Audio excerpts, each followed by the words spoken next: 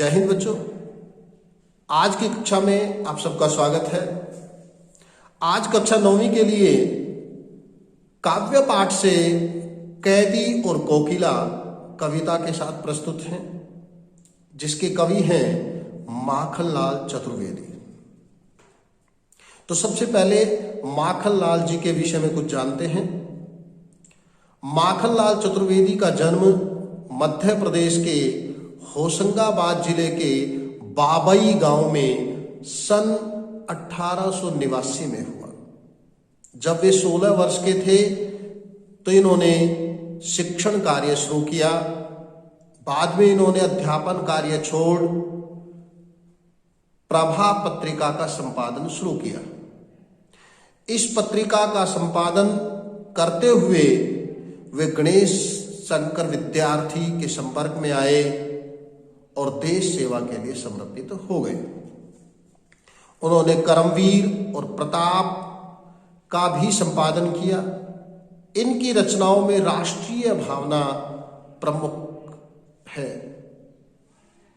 इनमें स्वतंत्रता की चेतना के साथ देश के लिए त्याग और बलिदान की भावना भी मिलती है। इन्हें एक भारतीय आत्मा कहा गया है और इस उपनाम से इन्होंने कई कविताएं लिखी। देश की स्वाधीनता आंदोलन के दौरान ये कई बार जेल भी गए। इन्होंने अपनी कविताओं में शिल्प की तुलना में भाव को अधिक महत्व दिया। इन्होंने बोलचाल की खड़ी बोली के साथ साथ उर्दू फारसी शब्दों का भी प्रयोग किया। इनकी प्रमुख रचनाएं हैं हिम किरीटनी, हिम तरंगिनी, वेणु लो गूंजे धरा आदि। तो हम कविता पढ़ते हैं कैदी और कोकिला। ये कविता बच्चों स्वतंत्रता संग्राम से संबंधित है। जिस समय हमारा देश अंग्रेजों का गुलाम था, उस समय लोगों में जन जागृति लाने के लिए, लोगों को उत्साहित करने के लिए माखनलाल चतुर्वेदी ने बहुत सारी कविताएं लिखी। उनमें से ये एक कविता है कैदी और कोकिला। इसमें उन्होंने अपने आप को कैदी के रूप में दिखाया है और कोयल को माध्यम बनाकर इस कविता को प्रस्तुत किया है। उस समय अंग्रेजी सरकार भारतीय स्वतंत्रता सेनानियों पर किस प्रकार अत्याचार करती थी, किस प्रकार उनके साथ दुर्व्यवहार करती थी, किस प्रकार शोषण करती थी, इस कविता में वो दिखाया गया है। तो आइए शुरू करते हैं। ये कवि जो है माखनलाल चतुर्वेदी जी कोयल को माध्यम बनाकर प्रश्नों के माध्यम से इस कविता को शुरू करते हैं। तो आइए देखते हैं। क्या गाती हो? कोयल से प्रश्न किया है कि तुम क्या गा रही हो, क्यों रह जाती हो और इस प्रकार गाते गाते बीच में क्यों रुक जाती हो? कोकिल बोलो तो, हे कोयल बताओ तो। क्या लाती हो अर्थात क्या लाई हो? संदेश किसका है? जो तुम लेकर आई हो वो किसका संदेश है? कोकिल बोलो तो, हे कोयल बताओ तो।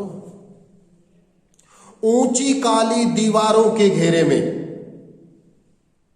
अब कवि बता रहा है उनको कि हम अंग्रेजी सरकार के द्वारा ऊंची और काली काली दीवारों के घेरे में बंद हैं। ऐसे कारागार, ऐसी जेल में बंद हैं जिसकी दीवारें काली हैं और बहुत ऊंची ऊंची हैं।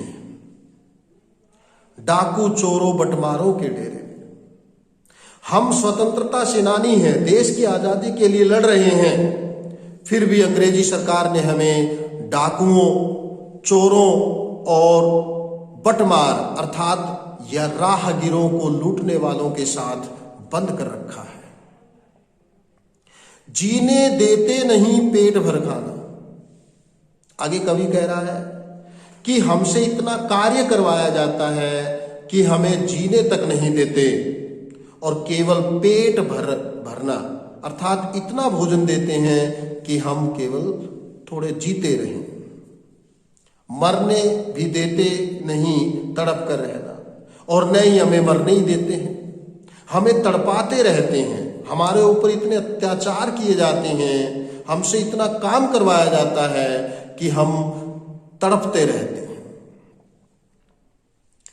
जीवन पर अब दिन रात कड़ा पहरा है। हमारे जीवन पर दिन रात रखवाली की जाती है, अर्थात अंग्रेजी सरकार के सिपाही 24 घंटे जो है हम पर निगरानी रखते हैं। शासन है या तमका गहरा प्रभाव गहरा है, हमें पता ही नहीं चल रहा कि ये अंग्रेजी सरकार का शासन है, राज्य है, या कोई गहरे अंधकार का प्रभाव है। हिम कर निराश कर चला रात भी काली। अब तो एक चंद्रमा का ही सहारा था, हिमकर चंद्रमा का ही सहारा था, अब वो भी हमें उदास करके चल दिया है। इस समय काली मां मई जगी क्यों आली। आली हे सखी, कोयल को सखी के रूप में बताया है कि सखी तुम इस समय काली रात में, और तुम भी काली हो, क्यों जाग रही हो, क्यों हूक पड़ी, इस प्रकार क्यों चिल्ला पड़ी हो। वेदना बोझ वाले सी तुम्हारी आवाज में एक दुख है जो एक वजन सा महसूस होता है। कोकिल बोलो तो, हे कोयल बताओ तो, क्या लूटा, तुम्हारा क्या लूट लिया गया है। मृदुल वैभव की तुम ऐसी कोमल आवाज की धनी हो, तुम्हारा ऐसा क्या लूट लिया गया है। रखवाली सी तुम कोमल आवाज की रखवाली करने वाली हो। कोकिल बोलो तो, हे कोयल बताओ तो, क्या हुई बावली, तुम इस प्रकार पगली सी क्यों बन गई हो। अर्धरात्रि को चीखी जो आधी रात में चिल्ला रही हो। कोकिल बोलो तो, हे कोयल बताओ तो, किस दावा अनल की ज्वालाएं हैं देखी। दावा अनल जंगल में लगी आग, वन में लगी आग। तुमने किस वन में लगी आग की लपटों को देख लिया है, ज्वालाएं लपटों को देख लिया है। कोकिल बोलो तो, अर्थात तुमने कौन सी भयंकर समस्या का अंदेशा जो है वो जान लिया है। कोयल बताओ तो, क्या देख नहीं सकती जंजीरों का गहना।